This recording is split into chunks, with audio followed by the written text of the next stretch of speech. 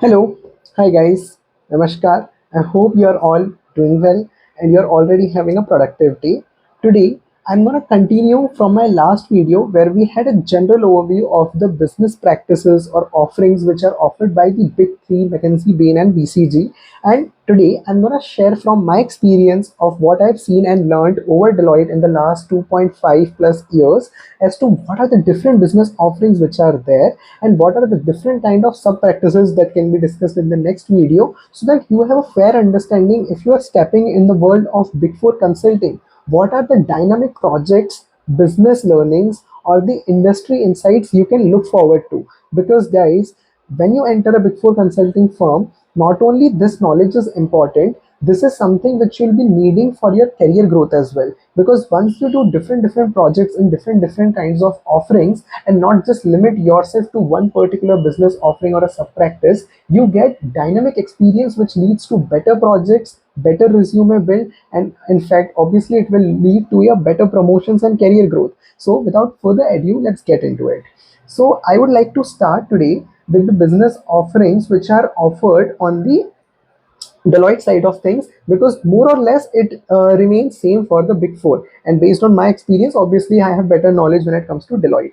So within here, obviously the most important or the popular practice is related to audit and assurance. Guys, when we talk about Big 4 consulting firms, which like we only focus usually on the consulting side of things because obviously it's a lucrative and a problem solving kind of career which everyone looks forward to. But we need to focus that specifically when we talk about Deloitte with 175 years of legacy, these companies are majorly known for their audit and assurance work.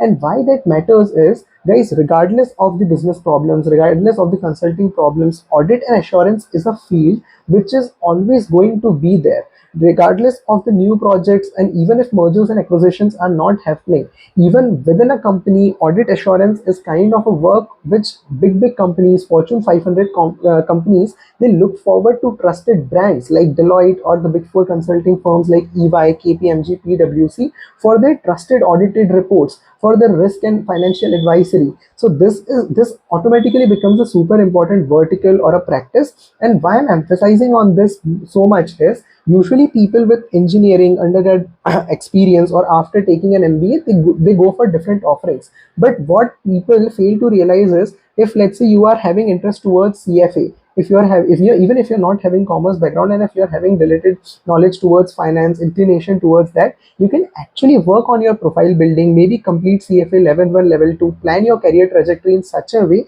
that you can actually enter into the audit and assurance side of things and can help the companies or the Fortune 500 clients grow in their particular consulting related problems or audit and assurance related problems.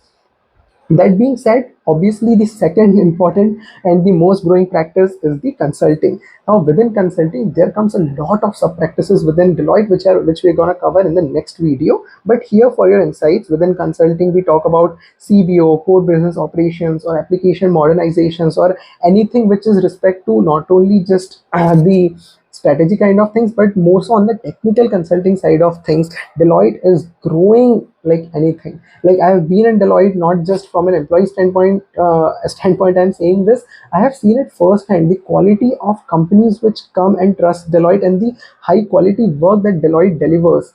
It's commendable, guys. And if you're a person who is having a technical interest, plus he's someone who is good at management and wants to enter consulting, this is the field and segment to look forward to, guys. Because here, if you're not able to, let's say, make into the product based companies, the automatic second trajectory which comes to your mind is the consulting side of things. And within that, consulting CBO is the offering which you should be looking forward to, or specifically the job descriptions related to that, which you can obviously find on LinkedIn and Naukri, and maybe more. So after that, in my notes, I have like one offering is client and market growth. So as the name suggests, for the client who are like having business problems related to market growth and implementation related to market growth strategies, that comes under this offering. Now, what, let's see, the good thing here is, when you're part of these kind of consulting firms, they offer not only business about these offerings or the market growth strategies, they can actually give a proper potential plan if they want to implement the technical side of things. Within the Big 4, you have technical consulting there as well. that is not just limited to Big 4. I don't want to be a person who is just telling about the Big 4. I can give another better example. Accenture Strategy is a very good growing company, and they are also having Accenture consulting arm, and they combining like both of them. When it comes to projects, they develop their strategies, and then they develop a plan as to how they can competitively offer the consulting services, end-to-end technical consulting services to the clients. So if you're a person who really likes or has interest about exploring this trajectory, but maybe that like you're not that good at people management, or you're not related looking forward to that job, for that matter, you're a person maybe who enjoys the technical side of things but would like to be a part of technical consulting side of things, then these are the offerings to look forward to, and you can come and step in and work on big projects which can even go for 1 or 2 years, and you can actually serve end-to-end project life cycle for a Fortune 500 client. And I can't emphasize on this enough, the amount of perks, bonuses, maybe if you're lucky, the co-location visits which you get, even as part of the business offerings and projects, is immense and huge, guys. So please do explore these offerings. Then again, I think number 4 would again be related to enabling areas. So everything which might not be covered in the other business offerings and is related to new kind of enabling areas or digital transformation or projects which are still finding their way, which are a certain niche or an industry specific related projects might be entering in this particular area. Then comes a more popular business offering, again risk and financial advisory, again a mix of people from not just engineering background but are having a strong financial background can step in here. I don't want to overemphasize on this offering, but it's just that it's a very good offering to be a part of. If you are working here, your learning curve is immense when it comes to the part of financial aspects. The knowledge which you get here is immense, guys. Then comes the strategy and technology part. Guys, when we talk about strategy and consulting, MBBs or AT Kearney, these are not the only firms which are, doing the strategy work. Even within Big 4, there are companies like Deloitte India, Monitor Deloitte, strategy and arm of PWC, EY Parthenon, or even the KPMG strategy, who are doing these kinds of works. And within Deloitte USA also, you have strategy and technology. So here everything which is related to strategy plus technical work, which could be related to innovation and acceleration, which are related to, let's say, strategy and technical ecosystem alliances, or strategy and technical growth platform, innovation, offices of the future, things related to that comes under these portfolio or this business offerings. And the services to the client which are provided are specific to this. Again, why I'm emphasizing on this is, suppose if you are a person who was really looking forward to make a career in strategy consulting, but by some reasons he or she is not able to make it to the Big 3 of the consulting or the front end consulting,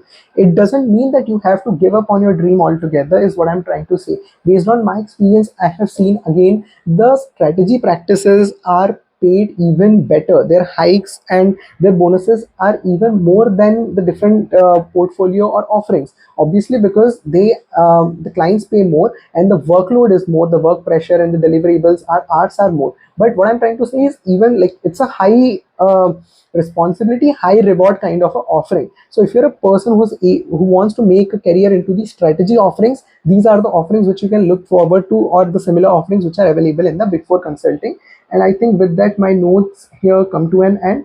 If you appreciate my efforts and content, guys, I would just request you to please like, share, subscribe, and let your friends know about my channel. I am, still relatively new to YouTube, trying to make the best content which I can come up with my knowledge, with my experience, and even learning along the way. So if you find this content useful, please let me know over in the comment section. I hope to see you in the next video. Until then, please take care. Bye.